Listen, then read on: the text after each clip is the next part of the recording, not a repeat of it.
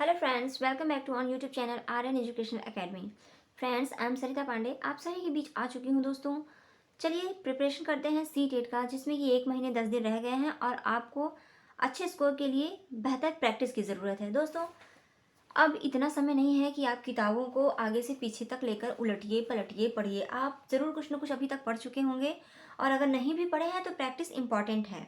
जिन लोगों ने पढ़ा है वो काफ़ी अच्छा स्कोर करेंगे। जिन लोगों ने अगर अभी तक नहीं पढ़ा है, उनका फर्स्ट अटैम्प्ट है और सिर्फ ये सोचते रह गए हैं कि क्या पढ़ूँ कहाँ पढ़ूँ, तो दोस्तों यहाँ वहाँ भटकने से बेहतर है आपके लिए कि किसी एक चैनल को आप देखिए। अगर आप हमारे साथ जुड़े हैं तो आर्यन एजुकेशनल अकेडमी पर ट्रस्ट कीजिए, भरोसा कीजिए और समझने की कोशिश कीजिए। दोस्तों सभी videos CDP, EVS, Hindi, Sanskrit और आपका मैथ पेडागोजी, ये सभी सब्जेक्ट की प्लेलिस्ट बनी हुई है। यहाँ से आप देख सकते हैं और अपने कॉन्सेप्ट को क्लियर कर सकते हैं। 1 महीने में भी आप काफ़ी अच्छी, अगर 4 से 6 घंटे मेहनत करें, यूट्यूब पर पड़े सारे वीडियोस को अगर आप देख डालें 2 बार, तो आपकी काफ़ी अच्छी नॉलेज आपके पास हो जानी है। आप बहुत अच्छा मार्क्स इंक्रीज कर पाओगे।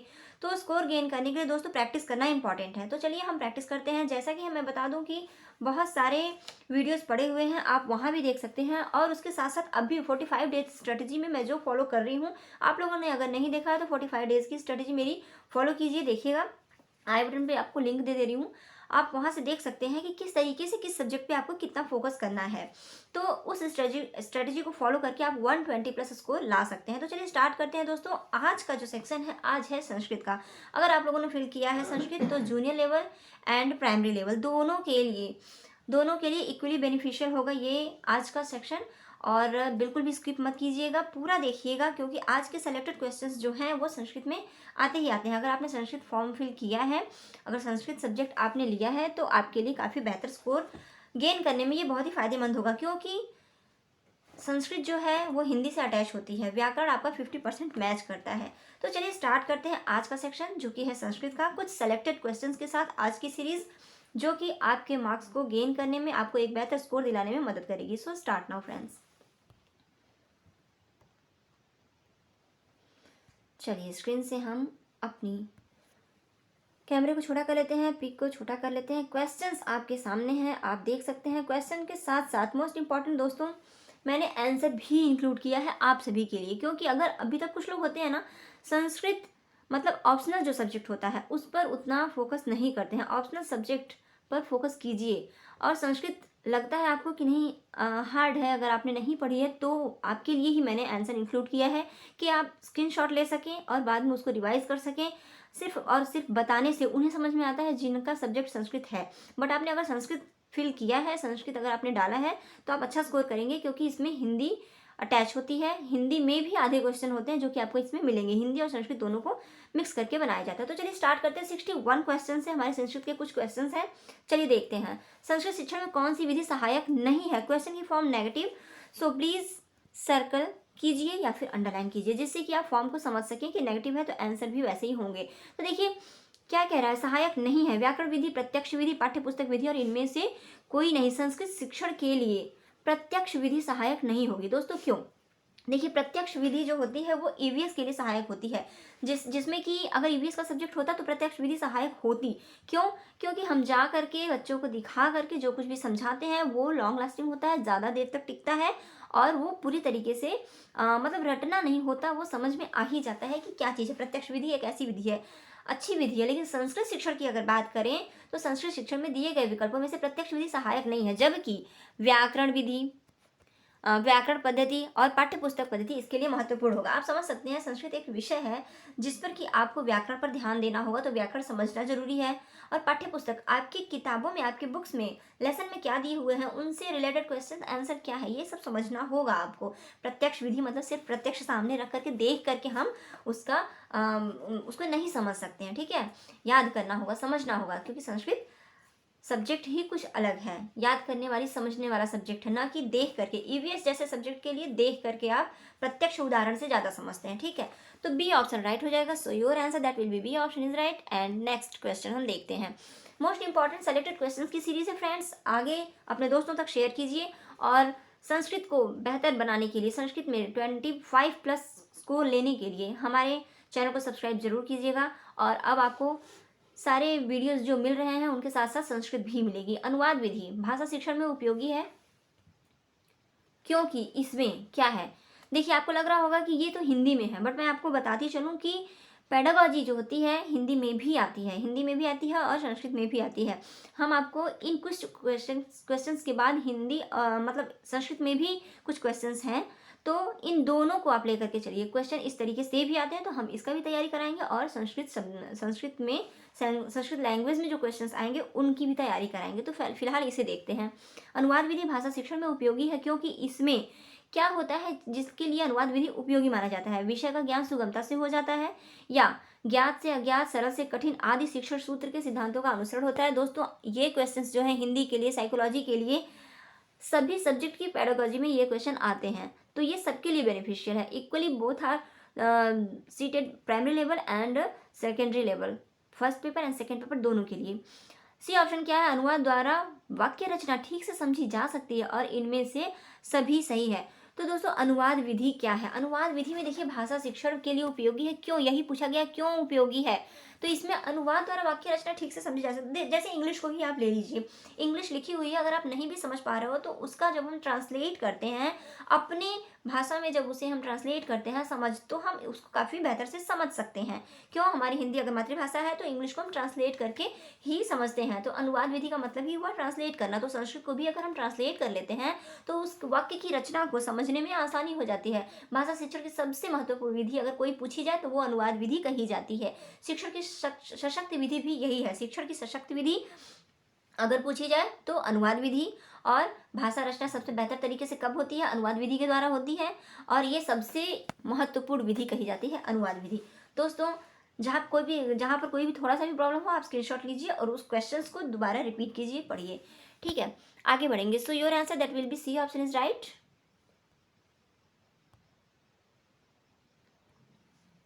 अनुवाद द्वारा वाक्य रचना ठीक से समझी जा सकती है। एंड नेक्स्ट क्वेश्चन है दोस्तों, संस्कृत में कथा मतलब कहानी शिक्षण का उद्देश्य नहीं है। अगेन क्वेश्चन की फॉर्म नेगेटिव, सो हम यहाँ पर सर्कल कर लेंगे। अब बताइए, कथा या कहानी शिक्षण का उद्देश्य नहीं है, क्या उद्देश्य नहीं है दोस्तों, यहाँ पर पूछ रहा है क्या उद्देश्य नहीं है। देखिए, छात्रों की कल्पना शक्ति का विकास करना, छात्रों को संस्कृत ध्वनि विज्ञान से परिचित कराना, छात्रों की तर्क शक्ति को विकसित करना, या छात्रों का उत्तम चरित्र निर्माण करना। तो दोस्तों यहाँ पर हो जाएगा आपका छात्रों को संस्कृत की ध्वनि विज्ञान से परिचित कराना। देखिए, संस्कृत की ध्वनि विज्ञान, कथा या कहानी शिक्षण का उद्देश्य नहीं है पूछा गया है। अगर है होता तो ध्वनि विज्ञान नहीं होगा कभी। मतलब कहानी हम इसलिए नहीं सुनाते हैं कि हम जो भी बोल रहे हैं उस वॉइस का साइंटिफिक रीजन क्या है, इसलिए नहीं सुनाते हैं, बल्कि कथा किस लिए सुनाया जाता है, छात्रों की कल्पना शक्ति, इमेजिनेशन पावर बढ़े, ठीक है, इमेजिनेशन पावर डेवलप हो, इसके लिए सुनाई जाती है कहानियाँ। बच्चों को देखिए, बचपन में हम कोई भी कहानी सुना देते हैं तो बच्चा उस कहानी को ज़्यादा लंबे समय तक याद रखता है और उस कहानी से अपने लाइफ में कई जगह बच्चा एग्जाम्पल्स भी देता है कि इस कहानी में ऐसे था तो क्या ये सही है।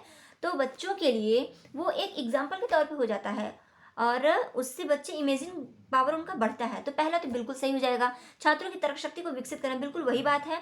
तर्क शक्ति, लॉजिक लगा सकते हैं कि ऐसे कैसे हो सकता है, कहानी सुनने से उससे रिलेट कर लेते हैं। और छात्रों का उत्तम चरित्र निर्माण भी होता है। अगर हम कोई नैतिक कहानियाँ सुनाते हैं, उत्तम चरित्र के कुछ कवियों के बारे में या महान व्यक्तित्व के बारे में बताते हैं तो उनका व्यक्तित्व भी निखर के वैसे ही आता है। सो फ्रेंड्स, यहाँ पर फर्स्ट भी पॉजिटिव है, थर्ड भी पॉजिटिव है एंड फोर्थ भी पॉजिटिव है। क्वेश्चन की फॉर्म नेगेटिव है तो आंसर क्या होगा, your answer that will be B option. छात्रों को संस्कृत ध्वनि से परिचित कराना, संस्कृत की ध्वनि से परिचित कराना उद्देश्य नहीं होता है कथा और कहानी का, ठीक है। So your answer that will be C option is right, sorry B option is right, okay, B option. तो चलिए आगे बढ़ते हैं। पहले नियम बताकर उदाहरण दिया जाता है किस विधि में, पहले नियम बताकर उदाहरण दिया जाता है निगमन विधि में। तो आपका सेकंड ऑप्शन हो जाएगा। ये फैक्ट बेस्ड क्वेश्चन है, बट इंपॉर्टेंट है। कुछ लोग आगमन निगमन में कंफ्यूज हो जाते हैं। तो देखिए, पहले नियम बताकर, तो इसी एक शब्द से ही याद कर लीजिए ना, नियम बताकर निगमन विधि। अगर पहले नियम आता है तो निगमन विधि, ठीक। अगर पहले उदाहरण आता है तो आगमन विधि। अ और उ एक जैसे हैं कुछ कुछ, फिलहाल आप नियम से समझ सकते हैं, पहले नियम बताकर उदाहरण दिया जाता है तो पहला होगा वो कौन सी विधि, निगमन शिक्षण विधि होगा। So your answer that will be option is right, निगमन शिक्षण विधि। पहले नियम बताया जाए तो निगमन, और पहले उदाहरण दे करके नियम बताया जाए तो आगमन। ठीक है, व्याख्यान आप समझ रहे हैं, स्पीच देना, प्रश्नोत्तरी आपका जो द्विसंचार पद्धति होता है, लैंग्वेज का रिएक्शन जो होता है एक दूसरे से बात करके सुनना और कहना, मतलब कम्युनिकेशन एक तरीके से प्रश्नोत्तर विधि से डेवलप होता है। तो यहाँ पर बात है निगमन विधि की, तो निगमन विधि होता है, निगमन विधि होता है नियम पहले बताया जाता है उसमें। ठीक है, so your answer friends B option. Okay, next question है, हितोपदेश का संबंध किस विधि से है। हितोपदेश का संबंध सूत्र विधि, कहानी कथन विधि और भाषण विधि, उपयुक्त सभी। देखिए हितोपदेश का संबंध आपका हो जाएगा, एक कहानी है ये। ठीक है, हितोपदेश क्या है, एक कहानी है जो कि नारायण पंडित द्वारा रचित है। तो ये एक कहानी है तो कहानी कथन विधि से ही हो जाएगा इसका सिंपल।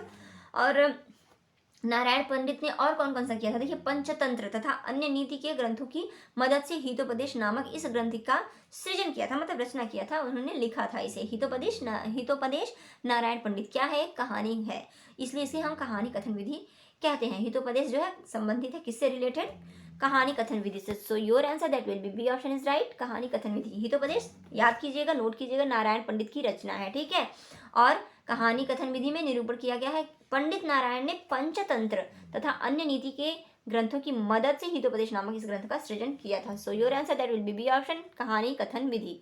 ओके, संस्कृत का अध्यापक एक एक शब्द का अर्थ स्पष्ट करता है। दोस्तों यहाँ पर आंसर दिया हुआ है, आप पढ़ सकते हैं, आप स्क्रीनशॉट ले सकते हैं, बट मैं उन्हें उसे समझाते हुए चल रही हूँ, जिससे कि समझाया हुआ हो सकता है थोड़ी देर के बाद आप भूल जाएं, बट आपके पास आंसर होंगे तो आप उसे दोबारा रिवाइज करेंगे, और स्क्रीनशॉट अगर लिया है तो आप फिर से पढ़ सकते हैं और अच्छे से उसे समझ सकते हैं। ठीक है, इसलिए मैंने आंसर इंक्लूड किया है। संस्कृत का अध्यापक एक एक शब्द का अर्थ स्पष्ट करता है, किस विधि में, प्रत्यक्ष विधि में, व्याख्या विधि में, मूल्यांकन विधि में, समवाय विधि में। सो फ्रेंड्स आप इजीली समझ सकते हैं। देखिए साइकोलॉजी में भी ऐसे क्वेश्चन आते हैं, हिंदी में आते हैं, तो जो पेडागोजिकल क्वेश्चन होंगे, शिक्षण से रिलेटेड क्वेश्चन होंगे, ये सब में आ जाएंगे, संस्कृत में भी आते हैं। ठीक है, तो अध्यापक एक एक शब्द का अर्थ स्पष्ट किस में करेगा, क्या प्रत्यक्ष विधि में करेगा, प्रत्यक्ष विधि सिर्फ सामने दिखाना होता है, मूल्यांकन में मूल्यांकन करना होता है। तो व्याख्या विधि, शिक्षण संस्कृत शिक्षण में संस्कृत के अध्यापक को अध्यापन करते समय एक एक शब्द का अर्थ स्पष्ट करना चाहिए, साथ ही साथ शब्दों की व्युत्पत्ति भी बतानी चाहिए। व्युत्पत्ति का मतलब कि इस शब्द की रचना कहाँ से हुई है, ये शब्द कहाँ से लिया गया है, इसके बारे में भी बताना चाहिए। तो किस विधि में ऐसा होता है, व्याख्या विधि में होता है। So your answer that will be option, व्याख्या विधि। ठीक है, चलिए पहले उदाहरण प्रस्तुत किए जाएं, बाद में नियम, यह शिक्षण सूत्र है। देखिए पहले उदाहरण प्रस्तुत किए जाएं और बाद में नियम, तो ये शिक्षण सूत्र तो आपका हो जाएगा अनुभव से तर्क की ओर। देखिए यहाँ पे उदाहरण से नियम की ओर नहीं लिखा गया है। ठीक है, अरे आगमन विधि यहाँ नहीं लिखा हुआ, तो यहाँ पर क्या करेंगे, देखिए पहले उदाहरण दिया जा रहा है और बाद में नियम, तो ये शिक्षण सूत्र जो है अनुभव से तर्क की ओर होगा, या विशेष से सामान्य की होगा, या पूर्ण से अंश की ओर होगा, या फिर सरल से कठिन की ओर होगा। तो चलिए देखते हैं। देखिए यहाँ पर जहाँ पहले उदाहरण देकर बाद में नियम बताए जाएं, वहाँ होता है आगमनात्मक विधि। ठीक, मैंने जो बताया था जस्ट वही बात, पहले नियम तो निगमनात्मक और पहले उदाहरण तो आगमनात्मक, ये तो कंफर्म है। अब आगमनात्मक पद्धति तो यहाँ दिया नहीं है, तो आगमन पद्धति में विशेष के आधार पर ही सामान्य का कथन या सामान्यीकरण किया जाता है। मतलब ये समझिए जहाँ आगमन पद्धति होता है तो पहले कोई स्पेसिफिक आपका वर्ड होगा, या और उसके बाद फिर सिंपल होगा। ठीक है, तो विशेष से सामान्य की ओर चलता है। So your answer that will be option, आगमनात्मक विधि में जिसमें कि पहले उदाहरण होता है बाद में नियम बताए जाते हैं, वो विशेष से सामान्य की ओर के कॉन्सेप्ट पर होता है। So your answer that will be option is right, B option. Okay, B option. Next question, एक कुशल संस्कृत अध्यापक को सर्वाधिक क्या करना चाहिए, अध्ययन करना चाहिए, अध्यापन करना चाहिए, सर्वप्रथम शिक्षण योजना बनानी चाहिए, या कक्षा में प्रवचन करना चाहिए। तो दोस्तों एक कुशल संस्कृत अध्यापक को ही नहीं बल्कि हर सब्जेक्ट के अध्यापक को सबसे पहले क्या करना चाहिए, कुशल शिक्षण योजना बनानी चाहिए। प्रवचन देने से बच्चे नहीं समझते हैं, प्रवचन देने के लिए हम कक्षा में नहीं आते हैं, स्पीच बेकार होती है, स्पीच जो होता है बच्चे एक कान से सुनते हैं दूसरे कान से निकाल देते हैं, वो उनके माइंड में सेट नहीं होता है। अध्ययन करना जरूरी है, जो चीज़ नहीं आता उसके लिए हम अध्ययन करेंगे, अध्यापन करना भी ठीक है, लेकिन सर्वाधिक बात है यहाँ पे सर्वाधिक। तो सर्वाधिक आपको पहले तो लेसन प्लान बनाएंगे, शिक्षण योजना बनाएंगे, क्या किस तरीके से पढ़ाना है, किस कॉन्सेप्ट पे पढ़ाना है, कितना पढ़ाना है, बच्चों को ध्यान में रखते हुए, बच्चों का बेस क्या है वो सब जानते हुए। So friends your answer C option. चलिए आंसर को भी देख लेते हैं। सी ऑप्शन इज राइट, बिल्कुल। एक कुशल अध्यापक को कक्षा में जाने से पहले सर्वप्रथम शिक्षण के लिए तैयार होना चाहिए, शिक्षण योजना बनानी चाहिए, उसके बाद अपनी योजना अनुसार अध्ययन करना चाहिए और आवश्यकता पड़े तो लेखन श्रवण भी करना चाहिए और उसके पश्चात सबसे लास्ट में अध्यापन करना चाहिए। ठीक है, तो ये आपके आंसर हो गए, जिससे कि आप बिल्कुल 100% श्योर हो जाएंगे कि हाँ हमारा क्वेश्चन सही है और हम अच्छी तैयारी कर रहे हैं। ठीक है, एक कुशल संस्कृत अध्यापक को सर्वाधिक अध्ययन करना चाहिए। सॉरी फ्रेंड्स, ये क्वेश्चन दोबारा आ गया है। चलिए आगे बढ़ते हैं। भाषा शिक्षण की अभिनव विधि है, भाषा शिक्षण की अभिनव विधि क्या है? अब अभिनव विधि आप सोचेंगे क्या होता है? देखिए, प्रत्यक्ष विधि, भाषा प्रयोगशाला विधि, हर्बर्टीय शिक्षण विधि, व्याख्या विधि। हर्बर्टीय शिक्षण विधि में आप लोगों ने पढ़ा होगा पंचपदी प्रणाली होती है हर्बर्ट की। तो यहाँ पर दोस्तों हो जाएगा भाषा प्रयोगशाला विधि। आपके सामने आंसर है भाषा शिक्षण की अभिनव विधि भाषा प्रयोगशाला विधि है। अभिनव विधि को भाषा प्रयोगशाला भी कहते हैं। भाषा प्रयोगशाला एक नेटवर्क अनुप्रयोग है जो मूल भाषा कौशल की पद्धति को विकसित करता है। मूल भाषा कौशल पद्धति का मतलब जो आपकी लैंग्वेज है, जो आपका मदर टंग है, उसको एक नेटवर्क देता है, मतलब एक तरीके से आपको कनेक्शन देता है लोगों से कि आप उस अपने मूल भाषा को सीख करके और विकसित कर सकें। यह कंप्यूटरीकृत वातावरण में सीखने की पद्धति के माध्यम से भाषा में महारत हासिल करने के लिए एक आसान तरीका प्रदान करता है। अब देखिए, भाषा प्रयोगशाला विधि का मतलब हो गया कि भाषा प्रयोगशाला विधि एक नेटवर्क अनुप्रयोग है, मतलब कि मूल भाषा में कैसे हम स्किल डेवलप करें, मूल भाषा को हम कैसे बढ़ा सकते हैं, और सबसे बड़ी बात कंप्यूटरीकृत वातावरण में सीखने की पद्धति है ये। ठीक है, जिससे कि काफ़ी बेहतर सीख सकते हैं बच्चे। रचनात्मक शिक्षणीय अभिप्राय अस्ति। देखिए, आपके पास संस्कृत में भी क्वेश्चन आ गया, तो दोस्तों इसकी बिल्कुल मत कीजिएगा। मोस्ट इंपॉर्टेंट सेलेक्टेड क्वेश्चन की सीरीज है। आपने हिंदी में कुछ क्वेश्चन देखे, अब आप संस्कृत में कुछ क्वेश्चन देखेंगे। हिंदी के आने वाले पेडागोजिकल क्वेश्चन जो थे वो आपके संस्कृत, ईवीएस, सीडीपी, हिंदी सभी के लिए इक्वली बेनिफिशियल थे, पेपर फर्स्ट हो या पेपर सेकेंड हो। तो ये वीडियो सबके लिए है, देखिएगा, कमेंट कीजिएगा, सुझाव दीजिएगा कि कैसे आपको चाहिए। अब आप देखिए कुछ संस्कृत के क्वेश्चंस को। रचनात्मक शिक्षणेन अभिप्राय अस्ति। रचनात्मक शिक्षण का क्या अभिप्राय है? तो स्वपाठानुगुणम विभिन्न सहायक सामग्र्यां रचयन्ति, या फिर छात्रा पाठ्य सामग्र्यां विभिन्न उदाहरणानि पठन्ति, या फिर सी ऑप्शन हो जाएगा छात्रा स्वानुभाव गुणन पाठ्य संबंध शब्द पद वाक्यदीनां व्याख्यां कुर्वन्ति, या फिर डी ऑप्शन हो जाएगा आपका अध्यापक कथा गुणम शोध कार्याम कुर्वन्ति। तो दोस्तों देखिए, रचनात्मक कार्य के लिए यहाँ पे आपका सी ऑप्शन राइट हो जाएगा, जिसमें कि दिया है छात्रा स्वानुभाव गुणम, मतलब छात्र स्वयं के अनुभवों को पाठ्य संबंध पद शब्द पद वाक्य दीनाम पाठ से संबंधित करके व्याख्या कुर्वन्ति, व्याख्या करता है। यहाँ पर आप अपने मदर टंग में समझ सकते हैं कि रचनात्मक शिक्षण का अभिप्राय होता है कि छात्र अपने स्वयं के अनुभव के द्वारा पाठ से संबंधित पद हो, शब्द हो या वाक्य इत्यादि की रचना हो, उसका व्याख्या करता है। अनुभव द्वारा छात्र जब शब्दों की व्याख्या करता है तो उसे रचनात्मक शिक्षण कहते हैं। अनुभव द्वारा अपने एक्सपीरियंस के लेवल पे जब छात्र शब्दों की व्याख्या करता है, उसकी रचना करता है, वाक्यों को बनाता है, तो उसे रचनात्मक शिक्षण कहते हैं। So your answer that will be C option is right. Okay, C option ये ठीक है। आगे बढ़ेंगे। शिक्षा संबंध मूलभूताधिकार संविधानस्यानेन परिष्करणेन कार्यान्वयीकृतः। क्या पूछ रहा है कि शिक्षा के संबंध में मूलभूत जो अधिकार है संविधान के, जो परिष्कृत किए गए हैं, कार्यान्वित किए गए हैं, वो कौन से हैं? तो संविधानस्य त्रशीतितमेन परिष्करणेन या संविधानस्य षडशीतितमेन परिष्करणेन, संविधानस्य त्रिनवतिमेन परिष्करणेन या फिर संविधानस्य षण्णवतितमेन परिष्करणेन।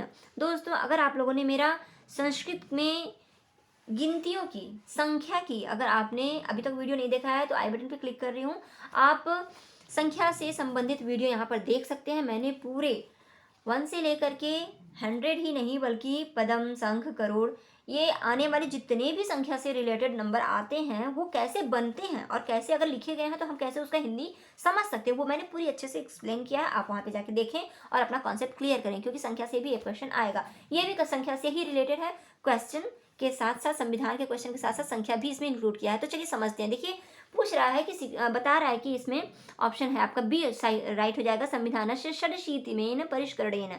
क्या कह रहा है कि शिक्षा से संबंधित मूलभूत जो आपके अधिकार है वो संविधान के किस संशोधन में स्वीकृत किया गया था? तो वो संविधान के 93 93, ठीक है, 93 संविधान संशोधन में स्वीकृत किया गया था। अर्थात 93 संविधान संशोधन में शिक्षा को मूलाधिकार के अंतर्गत शामिल किया गया। 93, तो यहाँ पे दोस्तों षडशीति, बी ऑप्शन यहाँ पर दे दिया गया है, बट 93 तो त्रिनवति हो जाएगा दोस्तों। यहाँ पे सी ऑप्शन राइट हो जाएगा। देखिए यहाँ पर समझ लीजिएगा खुद से, यहाँ पर बी दिया गया है बट यहाँ पर दिया गया 93, तो 93 आपका हो जाएगा त्रिनवति में परिष्करण। So friends, C option is right. Okay, अगर आप नंबर जानते होंगे कि संस्कृत के नंबर को कैसे समझा जाता है या किसको क्या कहते हैं, तो आप इस तरीके से क्वेश्चन को समझ पाएंगे और सही लगा कर आएंगे। ठीक है, तो मेरे उस वीडियो को देखिएगा जहाँ से आपके संख्या के क्वेश्चन के कॉन्सेप्ट क्लियर हो जाएंगे। कक्षायाः मिश्रित योग्यता समूहस्य एव यत्र विभिन्न राष्ट्र संबंधा छात्रा मिलित्वा पठन्ति, समाजस्य विभिन्न स्तर संबंधा छात्रा मिलित्वा पठन्ति, मार्ग मंदगति शिक्षार्थिनः मतलब स्लो लर्नर्स उच्च उपलब्धि प्राप्ता च मिलित्वा पठन्ति, या फिर बालकाः बालिकाः च मिलित्वा पठन्ति।